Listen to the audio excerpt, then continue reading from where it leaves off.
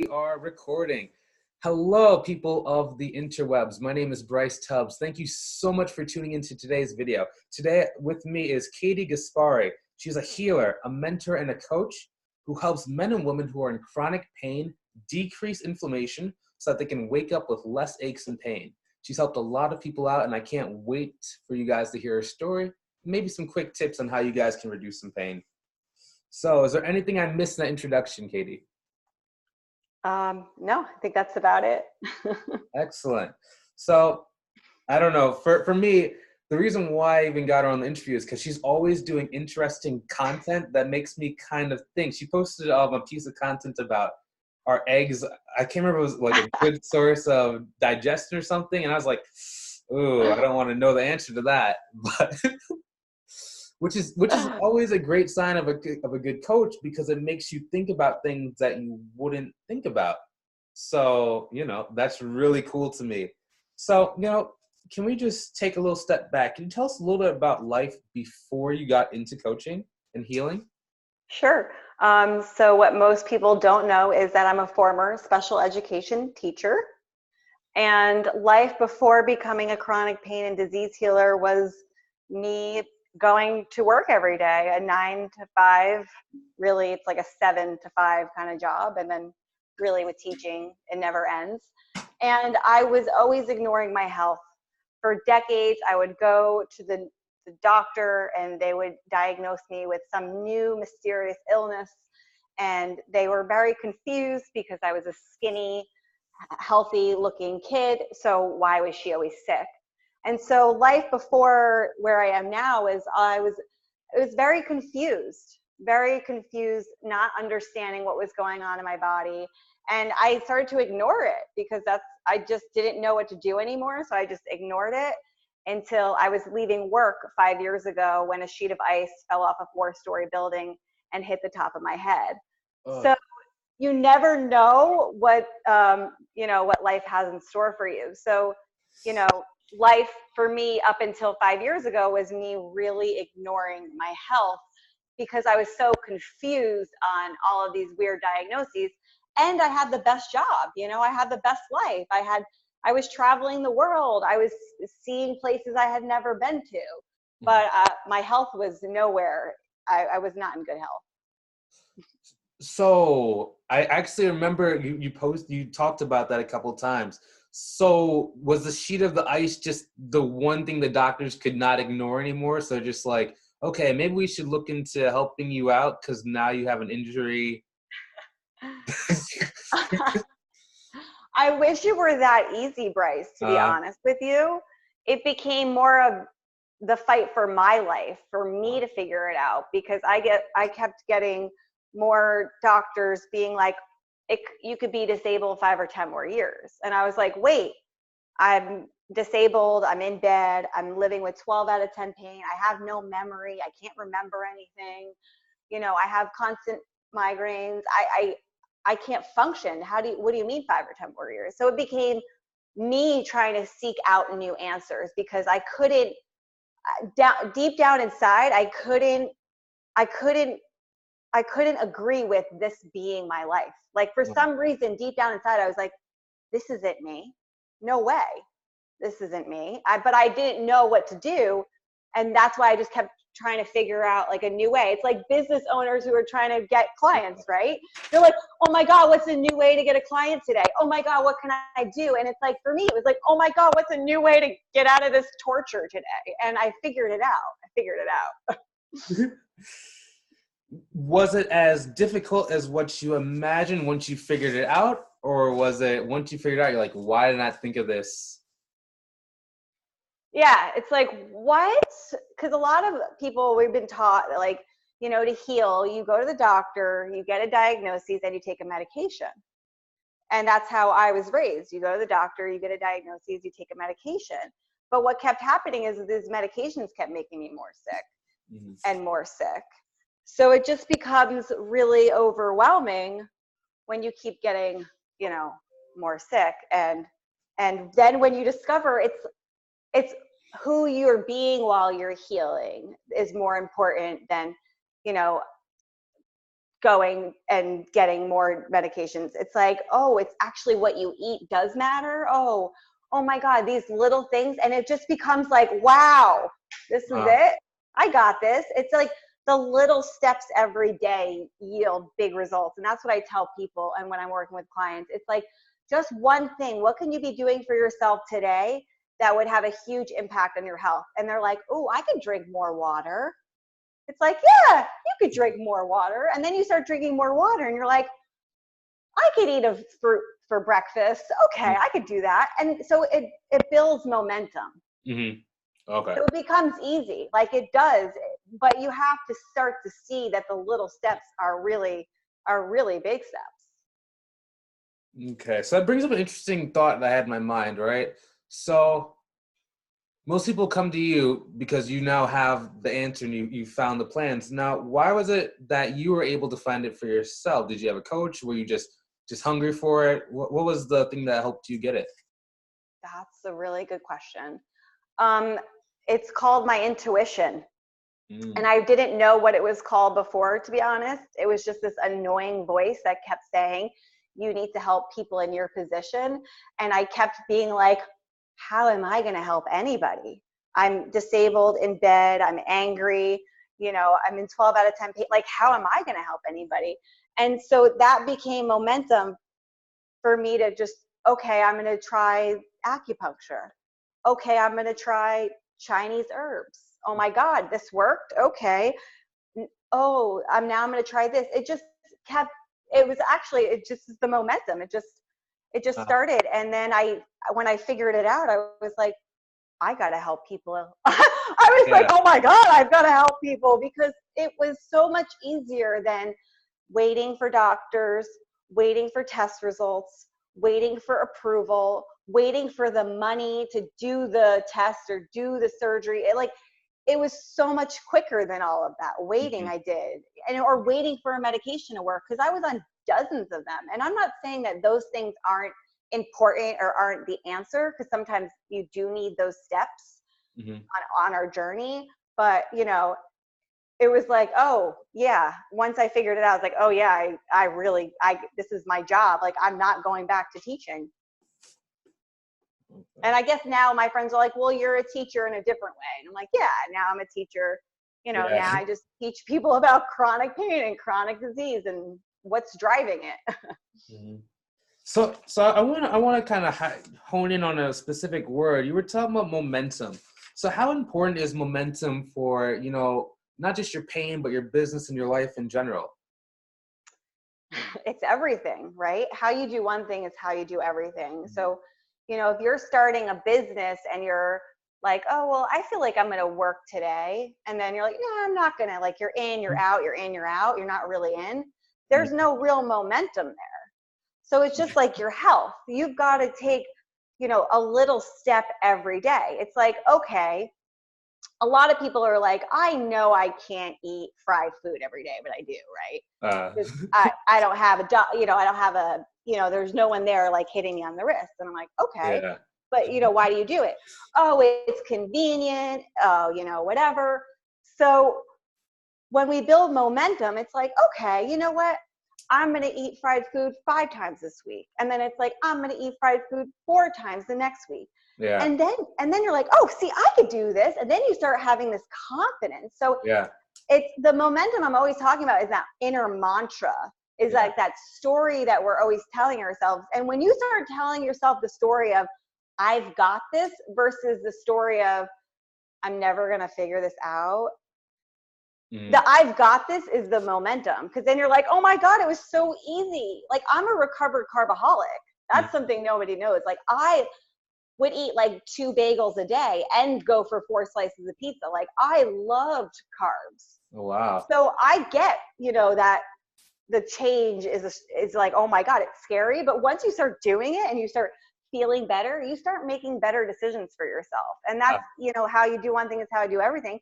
You start paying more attention to your money. You start paying more attention to your significant other. You start paying more attention to your business. And you're like, oh my God, I missed all these emails and people who did want to work with me. Yeah. Because when you don't have energy, you can't really focus on everything really well. Yeah. momentum brings energy, which brings success. That, you know, it's funny, you know, that oftentimes seems to be the things that I work with my clients the most, is really that generating that momentum. You know, that's the hardest thing for me though, is being around people who don't have momentum, right? So a lot of coaches in my space, they create courses to get people that initial momentum, and then they start to work with people, you know, and it's an interesting kind of battle. I've seen those coaches. Yeah, I but get I mean, that. it's you know, there I can see the pros and the cons, and the days when I'm like talking to new clients and they're like, I only want to work 1 day a week and I want to get millions. Why is after 1 week we haven't made any money? Then I'm like, oh, Right. That's what I tell people. There's no magic wand. So if I could go like this, no, I would give it to you in a heartbeat because I want it for everybody. But you've actually got to do the work. exactly. So it's funny, you know. It's very interesting. So that actually brings us to an interesting point. So then,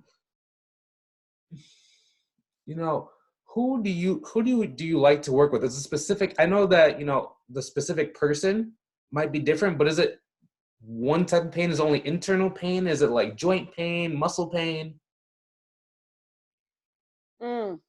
Well, when I'm thinking of my specific person, this is somebody who is in severe chronic pain, and that pain could be physical or emotional. So you could be Mm, trapped in for me, I was personally trapped in anger, guilt, resentment. Like I was really trapped in those. So it could be something that's invisible, because I like to talk about chronic pain and disease is also being invisible. Because a lot of people, for me, example, when I had my brain injury, I looked normal on the outside. You couldn't tell that I can only remember 1 out of 4 things. Like you couldn't tell that I was dizzy and nauseous, but I looked good. mm, So there's that mental aspect of the pain of with people I work with, and a lot of it relates to our gut health, which I'm going to be talking a lot about in the next couple months. mm, And also, I work with people who are who are like me, who have gone. You know, they started with migraines, and then, you know, as they got older, they had a thyroid diagnosis, and then they got an autoimmune. So it's just been like a trickle effect of more diagnoses. So mm, it's not just like back pain or this pain. It's like a lot of a level of more pain than just one specific, if that makes mm. sense. Okay, that's interesting. But so then does that mean that every single person that you coach, you have to approach it a little bit differently? Or do you focus on commonalities first, and then if there's something different, then we start moving in towards those specialized things? It's always very specialized. Mm-hmm. Healing is a very individual program. So I do have a specific program where I know these steps. There are specific steps to healing that are important, and everybody must take them. And so those have to be met. But then also there's going to be certain situations with certain clients where you're going to do things a little bit differently. Mm-hmm. Okay. That makes sense. And That's cool. That's cool. and I might refer them to an outside practitioner. You know, like Uh-huh. this is out of, like I had somebody recently, I'm like, this is out of my scope and sequence. I need, you know, it would be beneficial if you saw blah, and Uh-huh. just let them know. You know, you have to know the line where you can help somebody, and where, you know, that's the beauty of LinkedIn. I've helped other people who have contacted me in pain and been like, you know what, you're not, you're not my ideal client. Like, and that pain, I really think my friend could help you with. And I've referred them out. Mm. So I could intuitively tell when I'm talking to people. Mm. Okay. So that's an interesting point. So the line of referring people away versus, I mean, how easy slash hard is it for you to, you know, I know your fee or whatever. Someone's trying to give money to you, but you know you're not gonna be a great fit. how easy / how hard is that to turn that away for you? Well, to be honest, I feel like a lot of coaches have made this mistake where they've taken on clients and they didn't want to work with them, and it becomes torture because Yeah. either you're doing more work or they're not doing enough work, and it just becomes this like pull. So it's doing me a disservice, and it's doing the person a disservice if I just worked with anybody. Yeah. I had to create something I call the escape clause, where it's like, hey, if we're not a good fit, you can have whatever unearned portion of the package has not been earned, and we're done. Yeah. Right? It's interesting. I'm using it less and less because I'm better at telling upfront how close or how much work someone's going to be willing to put in. But Yes. We live in that era of interview where everybody's good at interviews, and it's very hard to be able to kind of tell that in some cases on the phone. So it's interesting, See the parallels, right? Yeah. So yeah, that's exactly how I feel with people come to me. It's like, Yeah. well, here's another thing I see and I talk about is like, where are priorities? A lot of people would rather spend $2,000 on a new phone than $797 on a 4-week program that could heal them. And so we have to look at our priorities too, right? So. Ooh, so let me ask you this. So then, that is a very interesting thing that I've been thinking about, where I've had consultations when a person says, I need this, this is exactly what I need, and then at the end of the day, they don't want it, No matter what the cost is, like I actually do an experiment. Sometimes the person says about the money, then I'll say, we can do X kind of payment plan or shoot me a price, and they just never. It's the weirdest thing. So how do you balance that? Do you just let those people go? Do you try and bring up in like some kind of follow-up program? What do you do there? Oh, that's a great question. Sometimes if I think I intuitively approach it. If I'm like, this person isn't committed, then I'm not going to follow up with them. And I'm going to trust if they are committed and I'm the person that's meant to guide them, then they'll come back. Yeah. So I've done, and there's some people who I have followed up with because I knew it would be in service to them. So it's, again, I think it's per person, but I see the art of follow-up is important. I know that. But I feel like now I'm calling in people who are just ready to sign up and the money isn't really so much of the issue. Yeah. Yeah. My follow-up game is very, very, very bad. It's extremely horrendous. It's really weak. It's like, oh, you don't want to work with me? Okay. It's like, all right. It's or you're not ready? Okay, I'll be here. Like, I'm not going anywhere.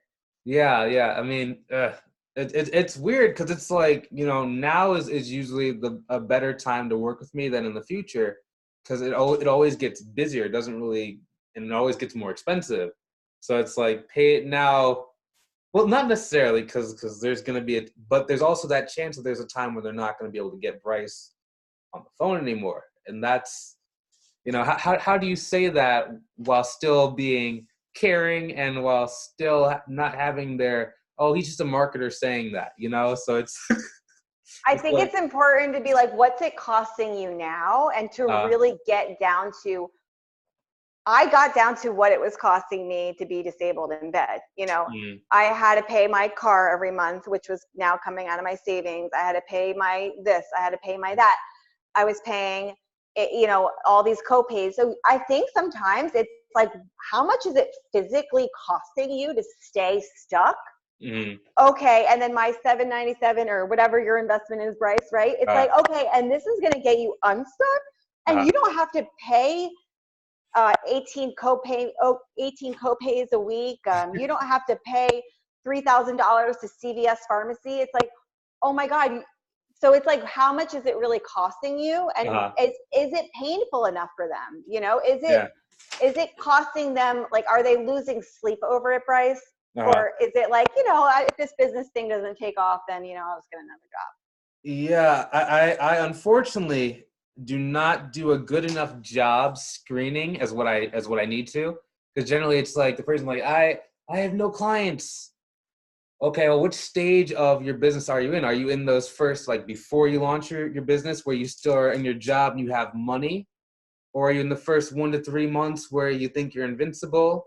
Are you where people most likely come to me, which is like 5 to 6 when their savings are starting to dwindle, and it's just like, oh, but now I don't have any money to pay for this thing. So it's almost like it's a weird thing. It's a balance of trust and money. I think sort of like how we were talking about entry level products.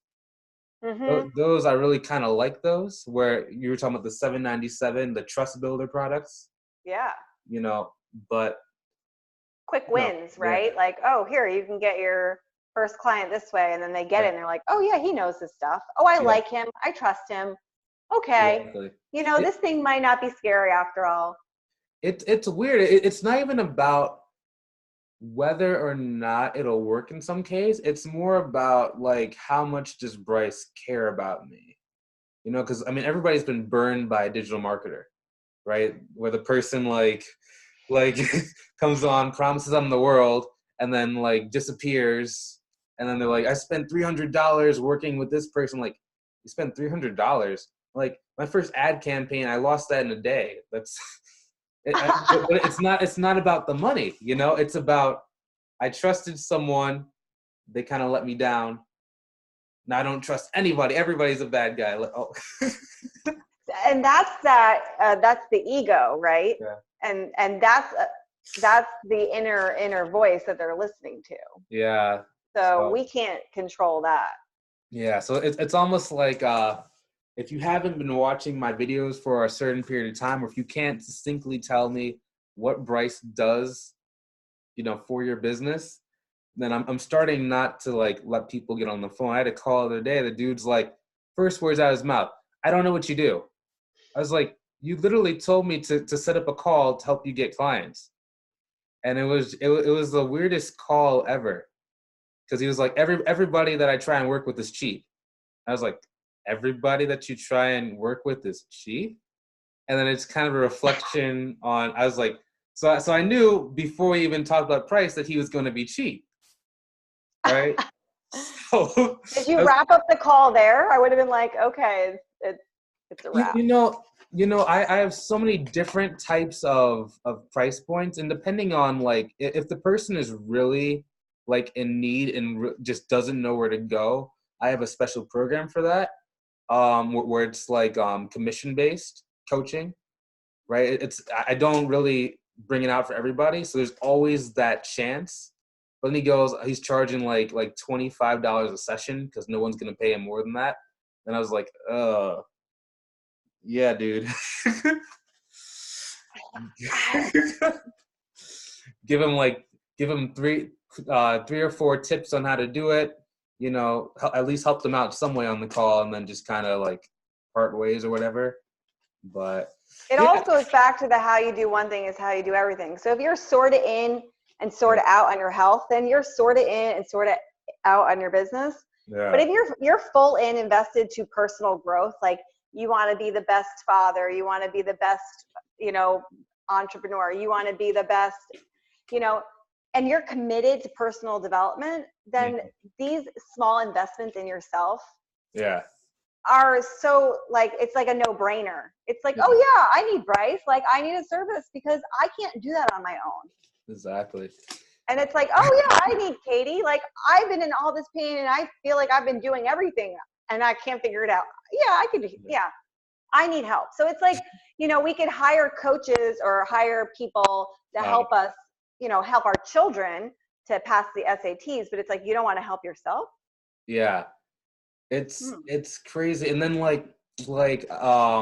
similar to you, one of my clients, she was like trying to target her program is like 4,000, but then she was like, I was talking to a person on the phone, and their parents or whoever was going to pay for them would not pay for preventative care of any kind, but they will pay tens of thousands, 20 of thousands for like post like rehab or stuff like that. So it's always interesting to see that. I'm like, wow, you talk about $4,000 versus $100,000, or just way worse. And it's just crazy how it kind of is right now. It's because our ego is scared of change. Uh-huh. And so it's like, it's this healing or hiring Bryce. It's something new. And your ego is like, that's not safe. Oh no, that's not safe. And so if anything if anything really buds up against love, safety, and belonging, our ego is like, nope, we're not doing it. And it's like, oh, but there's no rhyme or reason why those people wouldn't want to spend less and help. You know what I mean? It's just like, that doesn't make sense to me now. Yeah.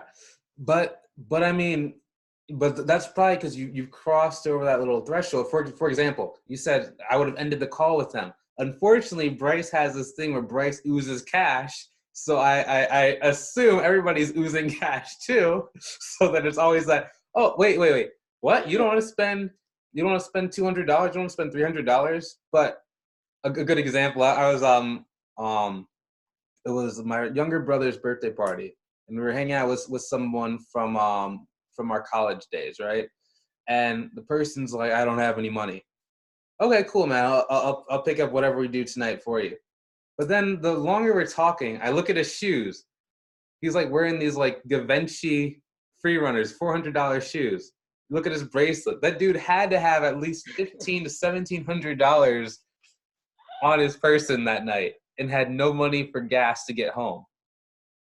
And it's like, oh man.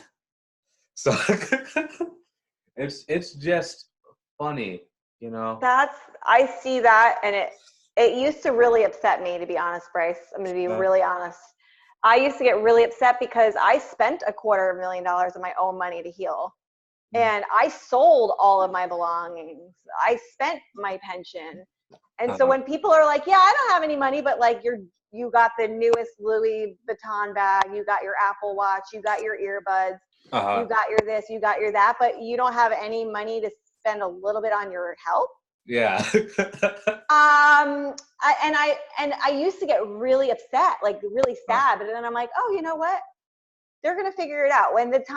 They're not in dire straits right now. It's not that big of a deal. It's not costing them enough that, the solar panel on your home and the Omaha steak package on Black Friday was more important than a 4-week program that could have a huge impact on all areas of your life. You could be making way more money when you want to get out of bed in the morning, right?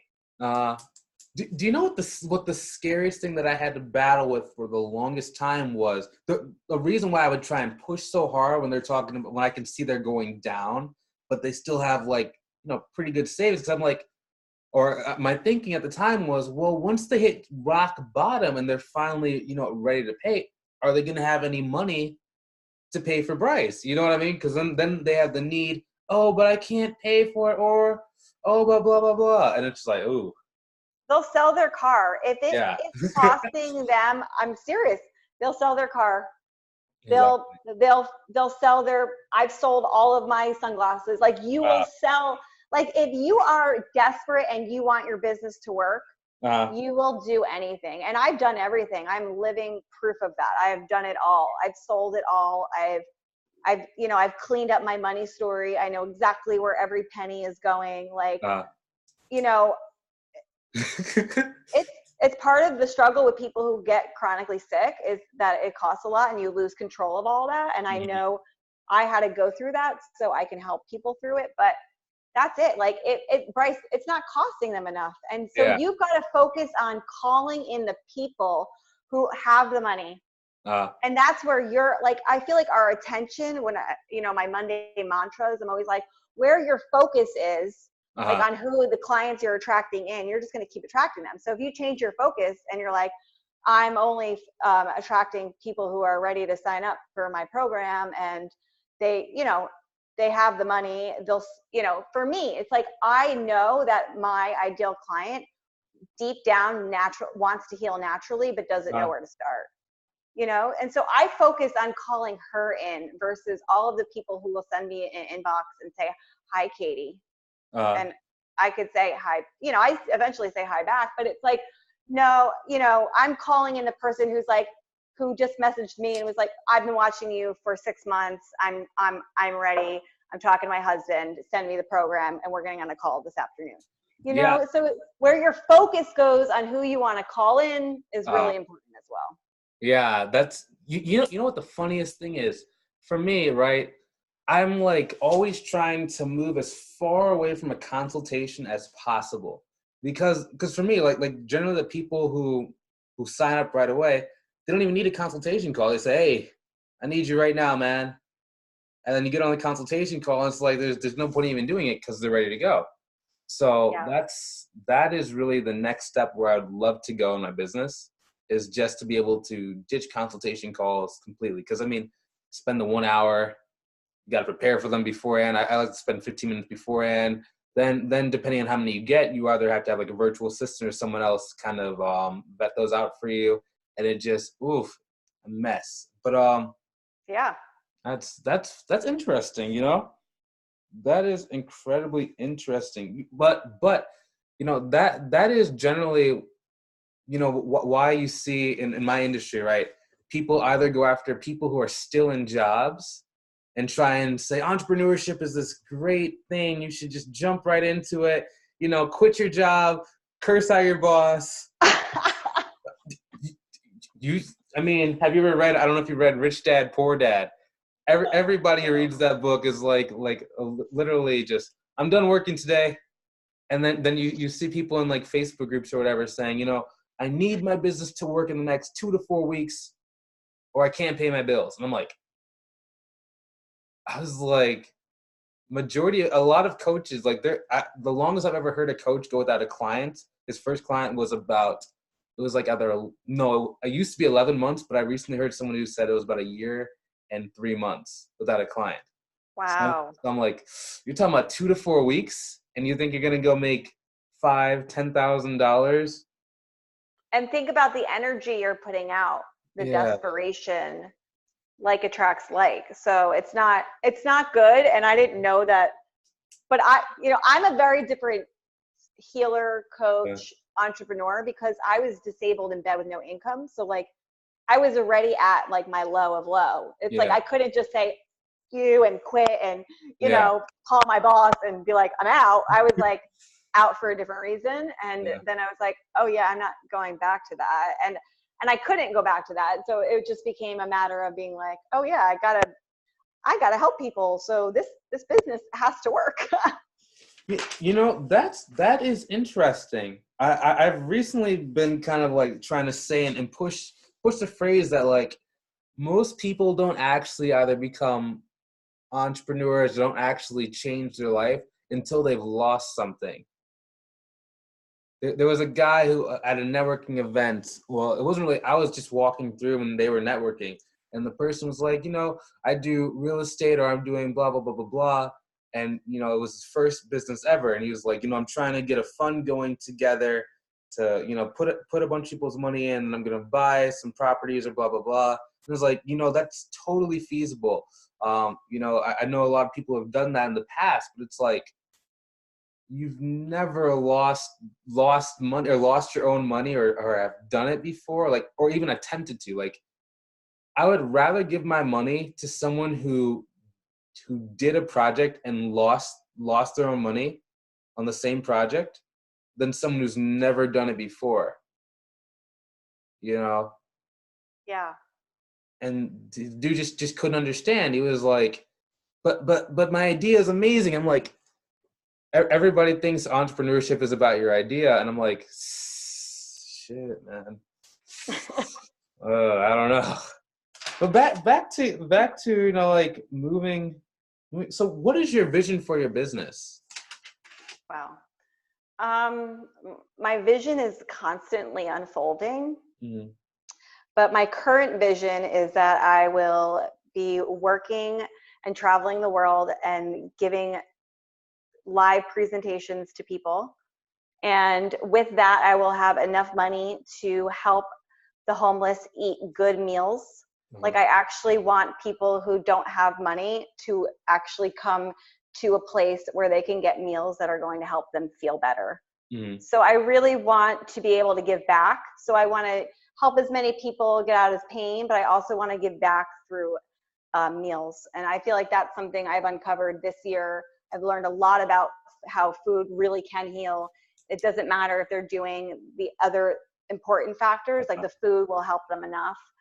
So so it's me traveling the world, giving back to people, and filling up my own cup at the same time. You know, making sure that I have constant energy and I'm in alignment with who I am. So it's constant personal development.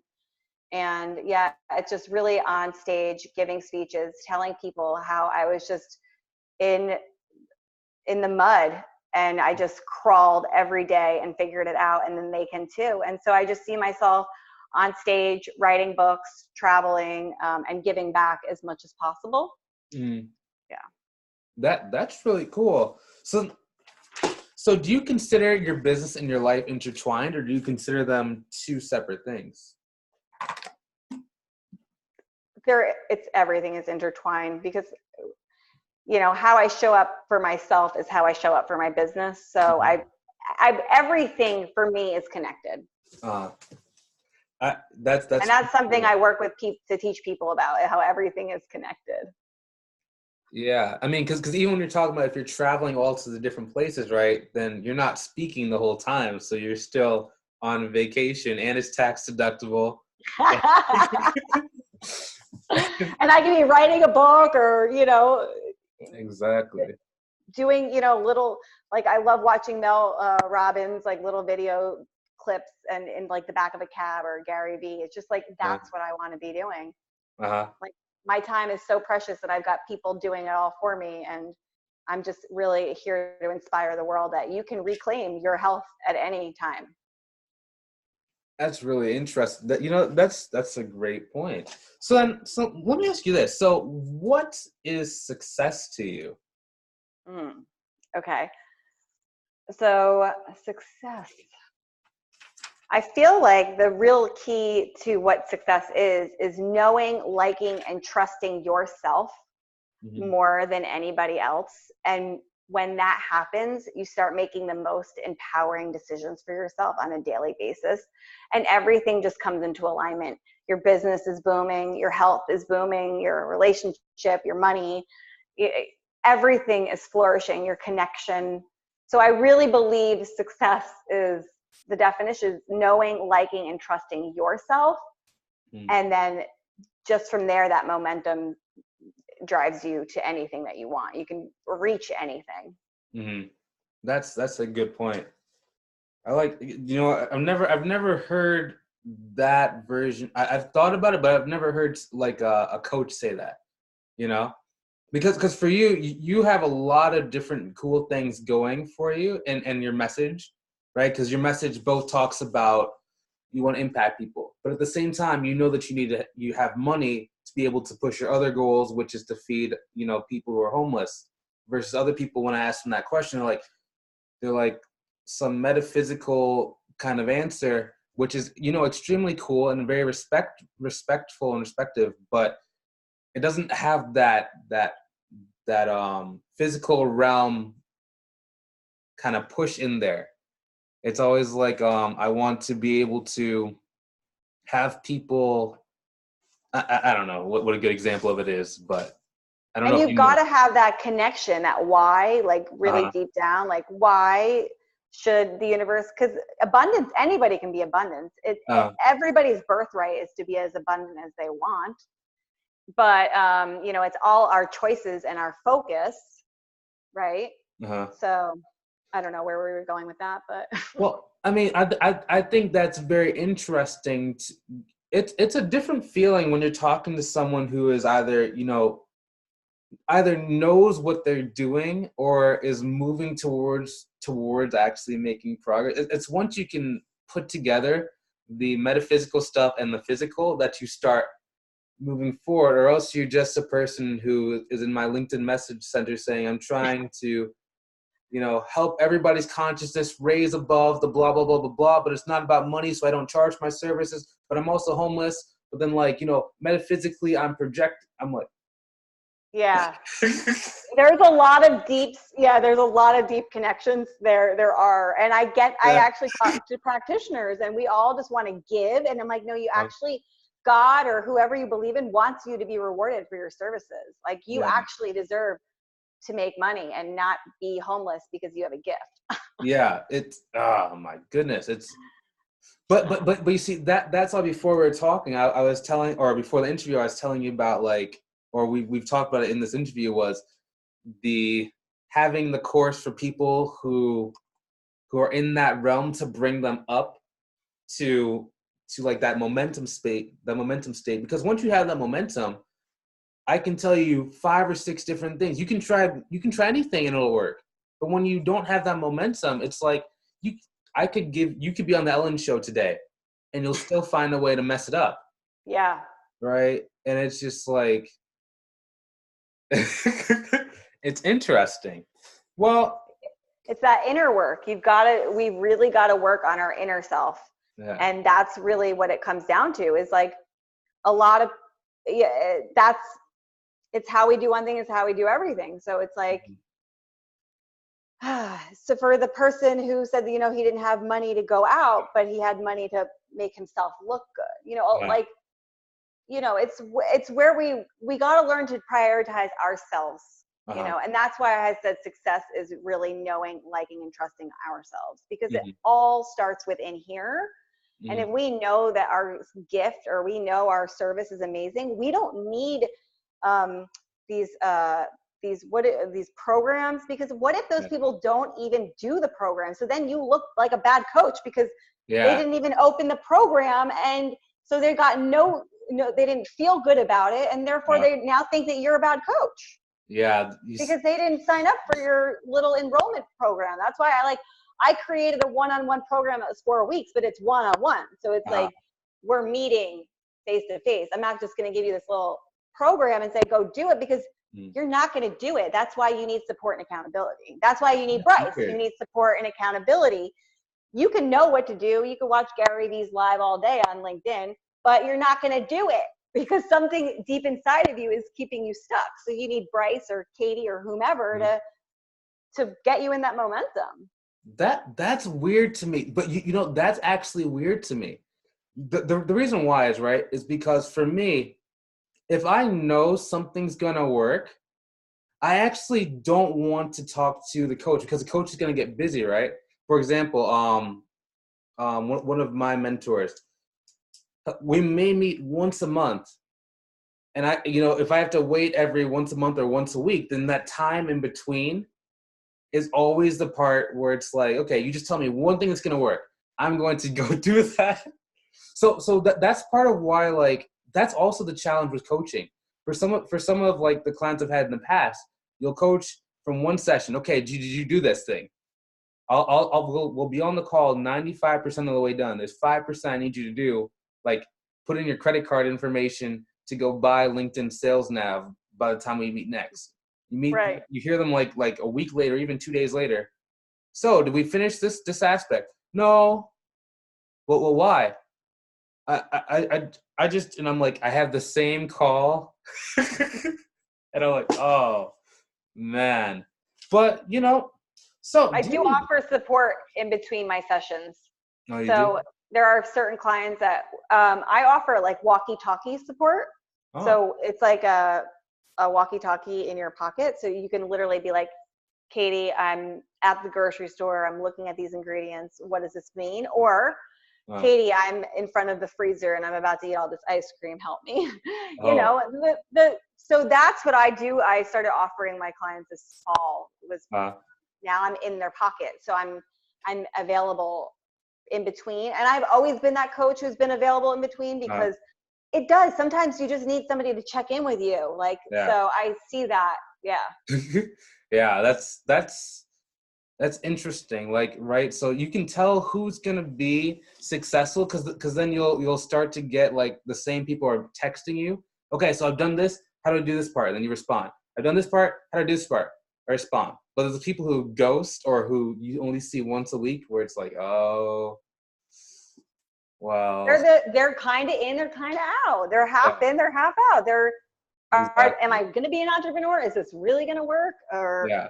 should I just go find a job because I got 4 weeks left? It's like, where's your focus? Is your focus on building the momentum? Is your focus on, oh crap, I've got 4 weeks left Yeah. So it's to just pay like, my bill? it's it's a weird kind of place to be in. So let me ask you this. Do you have any special projects or promotions going on or anything like that, or? I had a promotion. Uh-huh. So I had 50% off spot to the Manage Your Pain Through Reducing Inflammation protocol. Uh-huh. That spot was taken. However, in lieu of our conversation, I will leave one spot available for one person for my pre-protocol. It's 50% off. It's usually $797. It's 4 weeks intensive. Now it'll be $398.50. And my new project in 2020 is I'm going to be talking about happy gut. We're going to be all talking about healing the gut because everything is related to the gut. So is the gut different than the stomach versus abs? Why do you say gut? well, like when you're working out in the gym, they always talk about your core. Uh-huh. Well, we've also, like, the core of our body is also our gut. It's our gut health. Mm-hmm. So if our gut health is out of whack, then it's like a domino effect. Your mental health and your heart health will also. I mean, like, what is the gut? Is that your intestines? Is that? Oh, You yeah, know what we're I mean? 'Cause, talking like, when I about, hear gut, I we think are of. talking about intestines. We are talking about constipation. We are talking about acid reflux, ulcers, anxiety. Oh, yeah, we're talking about lots of things related to the gut. Okay, that's interesting. I was like, because I signed up with a personal trainer to lose a gut, right? To be a weight. That's what I was saying. So when you say gut, I So was like, people lose weight. That's like a byproduct of my programs is that yeah, they lose a lot of weight. yeah. And they're like, oh my God, I lost all that weight really quickly. And I was like, yeah, we killed a lot of inflammation. That word just connotation wise, I'm like, ugh, gut. That's good to know that people are like, ugh, what is a gut? Okay. That's Yeah, good I to was know. like, because you were talking Good about being feedback. skinny and you're a carboholic. I was like, that's cool because you're a carboholic, but since you were skinny, you might not have had the same effect that, Oh no, my gut yeah. was out of whack. Oh yeah. Because because the inflammation. So yeah, it's all inflammatory. And really I feel like we focus a lot on what isn't helping inflammation, and I just want to target what's really causing the inflammation. That's my program. We just target the intruder. So then, do you want to talk about any books inside of you or any books you're going to release in the future, or? There's definitely going to be some books inside of me. I'm definitely going to be talking about my story, from spending all of my money and just trusting that it was going to work. I feel like that's a big, and then, there'll eventually be a book about healing myself and the perseverance and tenacity that took. Mm-hmm. And definitely there's definitely going to be a lot of books with inside of me. And that's something in 2020. I'm trying to think of my mantra for 2020, and that might be something that I start to explore. I've spent the last 2.5 years healing my body. Maybe it's time to put that on some paper and get it out for people to really see, like, these are the steps it takes. This is the perseverance. This is the strength. This is the courage. This is the trust that you need to build with yourself. Okay. So then where can people find more about you? So they could find more about me on LinkedIn. My name is Kati Gaspari. For people watching, I'm sorry, I didn't mean to cut you off. No, go ahead. For people watching, the name is spelled out underneath her picture, but if you could spell it out just in case they can't see this. Sure. It's K, A as in apple, T as in Thomas, I as in igloo, E as in elephant, Kati Gaspari. So G as in girl, A as in apple, S as in Sam, P as in Peter, A as in apple, RRI as in igloo. Kati Gaspari. Or they can just email me at Kati, Katie, at energy, ENERGY, the letter NSOUL.com. And yeah, in 2020, I look forward into stepping into Kati Heals, even on all platforms. So right now I'm still under an old platform. So. Okay. That makes sense. It's pretty cool. So, thanks so much for doing this interview. I know I got a lot out of this. I'm sure that our viewers will as well. And to the audience, if you would like more content like this, I recommend you go join my group called Uncapped Growth Strategies. As the name suggests, we give you everything that you need to move forward towards the business and the life that I believe you deserve. Okay? So, hopefully I can't wait to see you guys in the next one. Feel free to hit that share button if you have not already. Have a great day, guys, and we will see you soon. Recording stops in 3, 2, 1.